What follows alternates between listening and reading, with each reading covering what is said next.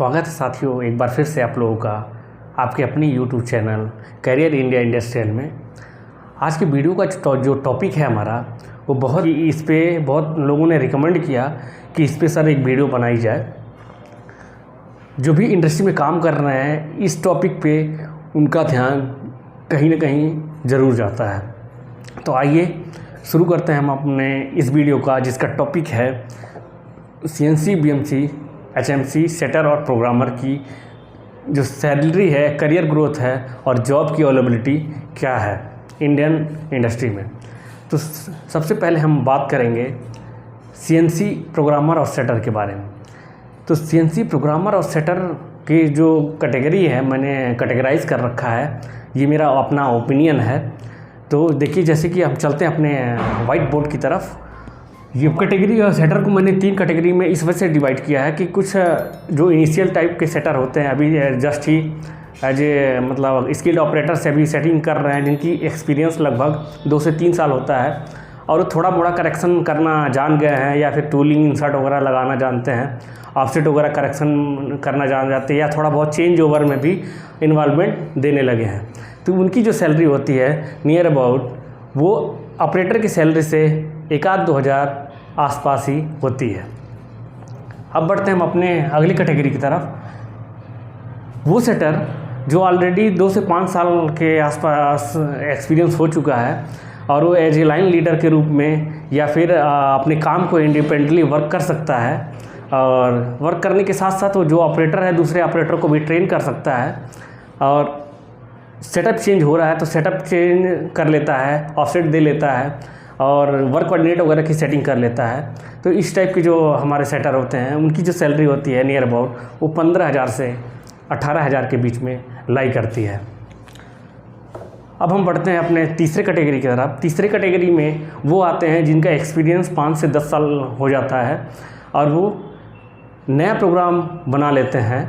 नया प्रोग्राम के साथ साथ उनको इंसर्ट के बारे में भी नॉलेज होता है, टूल होल्डर के बारे में नॉलेज होता है, शॉप फ्लोर में जो डॉक्यूमेंट हैं उसके बारे में नॉलेज होता है, और जो भी क्वालिटी रिलेटेड जो भी प्रॉब्लम्स होती हैं उनके सॉल्व करना उन्हें पता होता है। इन सब चीज़ें के बारे में, यानी कि कोई सेटअप चेंज हो रहा है या फिर देखा जाए तो जनरली अगर कोई प्रोग्राम बनाना हो, छोटे मोटे प्रोग्राम, तो ये सब चीज़ें वो कर लेते हैं। तो इनकी जो नियर अबाउट जो सैलरी होती है वो जो होती है 18 से 25,000 के बीच में होती है। अब आ जाता है CNC प्रोग्रामर की सैलरी। CNC को मैंने दो कैटेगरी में बांटा हुआ है। पहला वो है CNC प्रोग्रामर है, पहला वो है जो CNC एक्सपर्ट है। तो CNC प्रोग्रामर वो है जो नया पार्ट का कोर्स प्रोग्रामिंग कर सकता है। उसको अगर इंजीनियरिंग डिपार्टमेंट से सपोर्ट मिल जाए तो पार्ट को बना सकता है, टूल वगैरह का नॉलेज होता है, टूलिंग वगैरह का नॉलेज होता है, और एक शॉप फ्लोर में जो भी क्वालिटी रिलेटेड इश्यूज आता है उसको हैंडल करने में आना चाहिए। और उसके साथ साथ वो क्या होता है फिक्सर वगैरह के बारे में, या फिर जो हमारा जॉज वगैरह होता है, इंसर्ट वगैरह के बारे में अच्छी नॉलेज होनी चाहिए। तो ऐसा जो प्रोग्रामर होता है उसकी सैलरी नियर अबाउट 25 से 30,000 रुपये होते हैं। अब बात करते हैं हम CNC एक्सपर्ट प्रोग्रामर की। तो CNC एक्सपर्ट प्रोग्रामर वो होता है जो NPD के रूप में काम करता है, यानी नया कोई डेवलपमेंट के लिए कोई पार्ट आ गया तो वो नए पार्ट का डेवलप करता है। डेवलपमेंट के लिए जो रिक्वायर्ड टूल होते हैं, जो फिक्चर्स होते हैं या जो फिर जॉज होते हैं, उन सब चीज़ों को डिज़ाइन से लेकर के डेवलप का भी काम देखता है। और जो हमारा कस्टमर की रिक्वायरमेंट होती है, कस्टमर की जो स्पेसिफिक रिक्वायरमेंट होती है उसको फुलफ़िल करने में, यानी कि कस्टमर के स्पेसिफिक रिक्वायरमेंट को फुलफ़िल करने में के एबल हो, इसकी जो सैलरी होती है वो नियर अबाउट 35 से 60,000 के बीच में लाई करती है। अब हम बढ़ते हैं अपने BMC प्रोग्रामर और सेटर के सेगमेंट में। तो BMC प्रोग्रामर और सेटर को भी मैंने इसी तरीके से कैटेगराइज किया है। पहला जो सेटर होता है वो मान लीजिए इनिशियल टाइम में जिसने 2 से 5 साल के या 2 से 5 साल के अंदर वो काम किया हुआ है, अभी उसने क्या हुआ एक स्किल्ड ऑपरेटर से सेटर के रूप में इन्वॉल्व हुआ है। तो ऐसे जो सेटर होते हैं वो चेंज ओवर होने पे फिक्सर लगा सकता है, फिक्सर की डायलिंग कर सकता है, टूलिंग वगैरह का थोड़ा बहुत नॉलेज होगा, या फिर मशीनों में थोड़ा बहुत प्रोग्राम में करेक्शन डाल सकता है या ऑफसेट वगैरह दे सकता है। तो इसकी जो सैलरी होती है वो होती है 12 से 15 हज़ार के आसपास ही होती है। दूसरा जो कैटेगरी है जिनका एक्सपीरियंस 3 से 5 साल का है, उसको क्या क्या आने चाहिए, या फिर उसको फिक्सर के लोडिंग अनलोडिंग के बारे में पता होना चाहिए, फिक्सर डायलिंग के बारे में पता होना चाहिए, टूल ग्रिपिंग के बारे में पता होना चाहिए, मैन पावर हैंडलिंग के बारे में पता होना चाहिए। क्वालिटी टाइप का जो सेटर होता है उसकी जो सैलरी होती है वो होती है 15 से 20 हज़ार के बीच में होती है। अब हम बढ़ते हैं अपने तीसरे कैटेगरी की तरफ, जिसकी एक्सपीरियंस होती है 5 से 10 साल का एक्सपीरियंस जिसका होता है बीएमसी में। उसके अंदर क्या एबिलिटी होनी चाहिए, वो क्या है, एज ए लाइन लीडर के रूप में वर्क कर रहा हो, या फिर कोई नया प्रोग्राम बनाना हो, छोटा नॉर्मल प्रोग्राम वो बना सकता हो। साथ ही साथ वो न्यू किसी भी कोई सेटअप चेंज हो रहा हो या फिर कोई सेटअप चेंज ओवर हो रहा हो तो उसको सेटअप चेंज अच्छे तरीके से परफॉर्म कर सकता हो। साथ ही साथ उसको टूलिंग फिक्सर के बारे में भी अच्छा नॉलेज होना चाहिए। तो इस टाइप के जो हमारे सेटर होते हैं उनकी सैलरी नियर अबाउट 20 से 30 हज़ार के बीच में होता है। अब बढ़ते हैं हम अपने प्रोग्रामर की तरफ, बीएमसी प्रोग्रामर की तरफ। बीएमसी प्रोग्रामर को मैंने 2 कैटेगरी में बांटा है। एक वो होता है बीएमसी प्रोग्रामर, दूसरा जो प्रोग्रामर होता है वो प्रोग्रामर एक्सपर्ट होता है, यानी बीएमसी का एक्सपर्ट होता है। तो बीएमसी प्रोग्रामर को मैंने उसमें रखा है जो इंडिपेंडेंटली प्रोग्राम बना सकता हो और नया प्रोग्राम बना करके एक पार्ट को बना करके उसको ओके कर सकता हो। साथ ही साथ उसको फिक्सर के बारे में नॉलेज होना चाहिए, फिक्सर और टूलिंग के साथ साथ उसको सॉफ्ट फ्लोर्स के रिलेटेड डॉक्यूमेंट के बारे में भी नॉलेज होना चाहिए, और जो बेसिक हमारे मेंटेनेंस से रिलेटेड नॉलेज भी उसको होना चाहिए। तो उनकी जो सैलरी लाई करती है नियर अबाउट जो होती है वो होती है 25 से 35 हज़ार के बीच में उसकी सैलरी हो सकती है। अब बढ़ते हैं हम बीएमसी प्रोग्रामर एक्सपर्ट की तरफ। बीएमसी प्रोग्रामर का एक्सपर्ट वो होता है जो कोई नया प्रोजेक्ट हो या फिर कोई नया हमारा डेवलपमेंट हो तो उसमें उसके लिए जो टूलिंग की डिज़ाइन हो, फिक्सर डिज़ाइन हो, उसके साथ साथ जो हमारा अदर चीज़ें स्पेसिफिक रिक्वायरमेंट होती है उसको भी परफॉर्म करने में माहिर हो। यानी कि जो कोई पार्ट डेवलप हो रहा है तो उस पार्ट में के डेवलपमेंट में सारे कामों में इन्वॉल्वमेंट उसका होता है। यानी उसको प्रोग्रामिंग से लेकर के टूलिंग, डिज़ाइनिंग, फिक्सर डिज़ाइनिंग और वर्क मैनेजमेंट का भी काम आना चाहिए। साथ ही साथ उसको क्वालिटी रिलेटेड जो भी प्रॉब्लम्स हैं उसको सॉर्ट आउट करने के लिए कस्टमर से भी इन्वॉल्वमेंट होना चाहिए, यानी कस्टमर से भी बात करने में सक्षम होना चाहिए। अब बढ़ते हैं हम अपने अगले सेगमेंट की तरफ जो है एचएमसी प्रोग्रामर और सेटर। एचएमसी सेटर को मैंने जो है उसके अंदर क्या होना चाहिए, जनरली एचएमसी सेटर जो होते हैं वो बहुत कम देखने को मिलते हैं, क्योंकि ये इंडियन इंडस्ट्री में एचएमसी का यूज़ इतना ज़्यादा अभी उपयोग में नहीं लाया जा रहा है, तो इस वजह से बहुत कम लोग इसके सेटिंग मिलते हैं। उसको क्या आना चाहिए, जो हमने रखा है एचएमसी सेटर वो स्किल्ड होना चाहिए, यानी स्किल्ड ऑपरेटर जो एक स्किल्ड ऑपरेटर होता है उससे ऊपर होना चाहिए। वो सारे काम उसको आना चाहिए जो एक स्किल्ड ऑपरेटर का होता है।